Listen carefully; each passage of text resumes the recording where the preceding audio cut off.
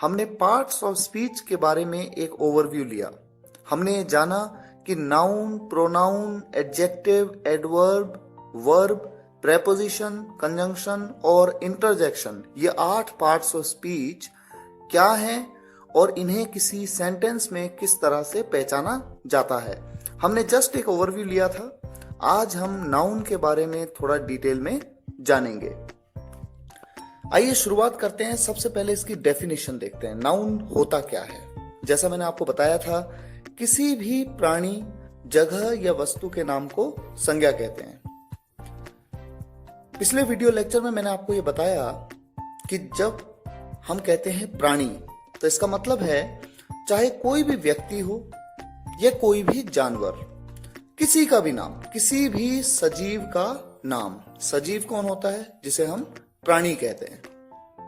किसी भी जगह का नाम या किसी भी वस्तु का नाम क्या है? संज्ञा है। एग्जाम्पल्स आपके सामने हैं। राम, मोहन, आपका नाम हो, मेरा नाम हो या किसी का भी नाम हो, चाहे मेरे कुत्ते का नाम टफी या एक जगह दिल्ली, देहरादून, कोई भी जगह, या फिर किसी वस्तु का नाम जैसे mobile, pen, pencil, laptop, computer, television, कोई भी नाम, ये सभी एक संज्ञा है। आज हम जानेंगे कि संज्ञा कितने प्रकार की होती हैं, कौन कौन से प्रकार हैं। तो सबसे पहले शुरुआत करते हैं प्रॉपर नाउन से। प्रॉपर नाउन, जिसे हिंदी में व्यक्तिवाचक संज्ञा कहते हैं। किसी भी प्राणी का नाम, स्थान का नाम या वस्तु का नाम एक व्यक्तिवाचक संज्ञा है, यानी एक प्रॉपर नाउन है।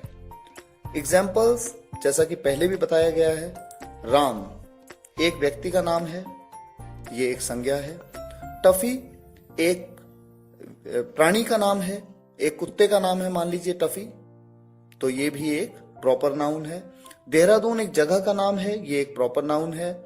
पार्कर पेन, देखिए पेन तो है लेकिन पार्कर पेन है, पेन का भी एक नाम है पार्कर, ये एक वस्तु का नाम है, तो ये भी एक प्रॉपर नाउन है। इसी तरह से उषा फैन, फैन का भी देखिए एक नाम है, क्योंकि फैन भी कई अलग अलग कंपनीज के आते हैं। उषा फैन, जब मैंने फैन का भी नाम लिया तो वो भी एक प्रॉपर नाउन है।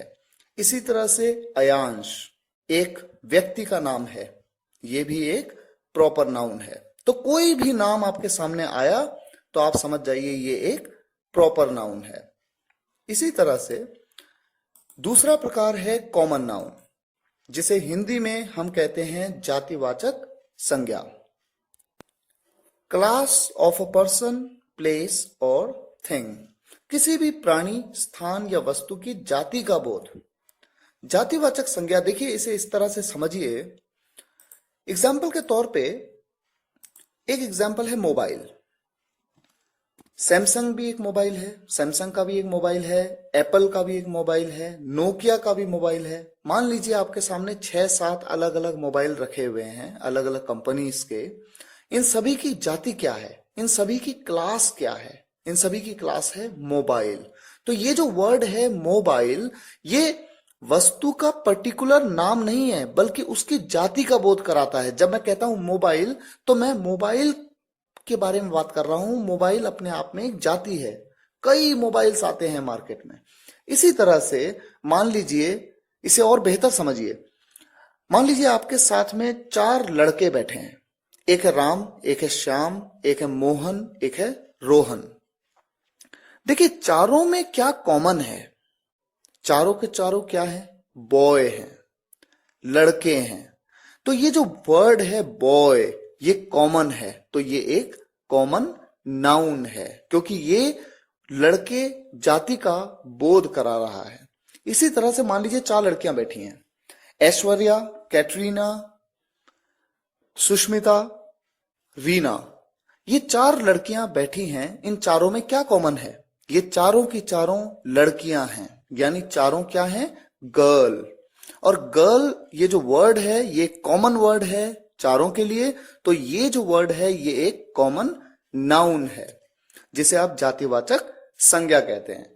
इसी तरह से कई और एग्जाम्पल्स आपके सामने हैं। इन्हीं चीजों को आप इसी तरीके से रिलेट कर सकते हैं। Man, woman, toy, bag, fan, brother, state, city, इसी तरह के बहुत सारे एग्जाम्पल्स हैं। फॉर एग्जाम्पल सिटी की बात करते हैं। आप कहेंगे कि सिटी जो एक वर्ड है ये जातिवाचक संज्ञा कैसे है, क्यों कह रहे हैं हम कि एक कॉमन नाउन है। देखिए, आपके सामने 4 सिटीज के नाम लिखे हैं, देहरादून, दिल्ली, मेरठ, मुंबई। चारों में क्या कॉमन है? चारों की चारों सिटीज हैं, यानी ये जो वर्ड है सिटी, ये इन चारों के लिए रेफर किया जा सकता है।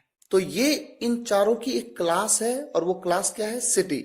चारों में कॉमन क्या है? चारों सिटीज हैं। तो ये जो वर्ड है सिटी, ये एक कॉमन नाउन है। इसी तरह से नेक्स्ट टाइप पे ध्यान देते हैं, ये है कलेक्टिव नाउन। कलेक्टिव नाउन जिसे हिंदी में कहते हैं समूहवाचक संज्ञा। ग्रुप ऑफ क्रीचर्स, प्लेसेस और थिंग्स। प्राणियों, स्थानों या वस्तुओं के समूह का बोध कराता है समूहवाचक संज्ञा। एग्जाम्पल्स आपके सामने हैं। पीपल, कई व्यक्तियों का ग्रुप है। क्राउड, ये वर्ड देखिए, क्राउड, क्राउड का क्या मतलब होता है? भीड़। भीड़ एक आदमी से नहीं होती, भीड़ तो कई व्यक्तियों का एक समूह होता है, एक ग्रुप होता है। तो ये जो वर्ड है क्राउड, ये एक समूहवाचक संज्ञा है, कलेक्टिव नाउन। इसी तरह से वर्ड्स हैं आपके पास बैच, टीम, आर्मी, क्लास। इन सभी वर्ड्स में आप ये नोट करेंगे कि ये एक व्यक्ति से नहीं बल्कि एक से ज्यादा व्यक्तियों के ग्रुप से बना है। हाँ, कुछ अपवाद हैं। For example team.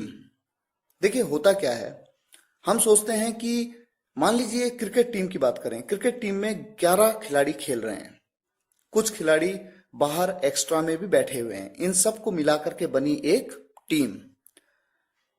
कोई गेम ऐसे भी होते हैं जैसे बैडमिंटन फॉर एग्जाम्पल, सिंगल, जहां पर केवल एक प्लेयर है उस टीम का हिस्सा, लेकिन फिर भी आप ये मत भूलिए कि भले ही खेलने वाला एक ही व्यक्ति है, लेकिन फिर भी उसके साथ में कई सारे लोग इन्वॉल्व हैं एक टीम की तरह। तो जरूरी नहीं कि टीम एक से ज्यादा व्यक्तियों की हो सकता है एक व्यक्ति भी हो, लेकिन फिर भी ये जो वर्ड है टीम, ये एक से ज्यादा व्यक्तियों को रेफर करता है, इसलिए इस वर्ड को कलेक्टिव नाउन कैटेगरी में माना जाता है। इसी तरह से नेक्स्ट नाउन आपके सामने है मटीरियल नाउन, पदार्थवाचक संज्ञा। Material noun denotes the name of a material. किसी भी पदार्थ का नाम एक पदार्थवाचक संज्ञा है। पदार्थ क्या है? एग्जाम्पल्स देखिए, सोना, चांदी, तांबा, ग्लास, लकड़ी, लकड़ी भी अपने आप में एक पदार्थ है। पत्थर, ये भी एक पदार्थ है जो जमीन में पाए जाते हैं, ये सभी पदार्थ हैं। तो इन्हें पदार्थवाचक संज्ञा यानी मटीरियल नाउन की कैटेगरी में रखा गया है। एक और टाइप का नाउन है एब्स्ट्रैक्ट नाउन, भाववाचक संज्ञा। बहुत ही इंपॉर्टेंट टॉपिक है। A noun that refers to a thing that does not exist as a material object. इसका मतलब क्या है? ऐसी हर वो चीज, किसी भी चीज को दिया गया एक नाम जिसे हम छू या देख नहीं सकते, वो सब एब्स्ट्रैक्ट नाउन कैटेगरी में आता है। Example, honesty. देखिए ऑनेस्टी, इसको ऑनेस्टी मतलब ईमानदारी, एक नाम दे दिया गया ईमानदारी, लेकिन क्या इसको आप किसी और कैटेगरी में रख सकते हैं? क्या ये किसी व्यक्ति, किसी वस्तु या किसी स्थान का नाम है? क्या ये किसी व्यक्ति, वस्तु या स्थान की जाति का बोध कराता है? क्या ये व्यक्तियों, वस्तुओं या स्थानों के ग्रुप का बोध कराता है? या फिर ये कोई पदार्थ है? नहीं। तो ये क्या है? ये एक एब्स्ट्रैक्ट नाउन है। कोई भी ऐसा नाम जिसे आप छू या देख नहीं सकते, उसे एब्स्ट्रैक्ट नाउन कहते हैं। एग्जाम्पल आपके सामने और भी हैं। लव, लव मतलब प्यार, ये भी एक ऐसा नाम है। एक कुछ भावनाओं को ये नाम दिया गया है जिसे आप छू या देख नहीं सकते, सिर्फ महसूस कर सकते हैं, बस आप समझ सकते हैं कि हाँ ये क्या है। Theft, hate, time, feelings, mathematics एक सब्जेक्ट का नाम है।